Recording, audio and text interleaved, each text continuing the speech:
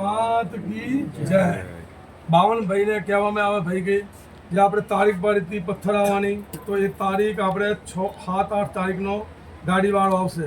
અહીંથી અમે 5 તારીખની ટિકિટ બુક કરાવી દીધી, અમે 6ના પહોંચશું। અને બધા સભ્ય બી જેને પહોંચું 4નું 5નું 6નું જેને પહોંચવું પહોંચજો।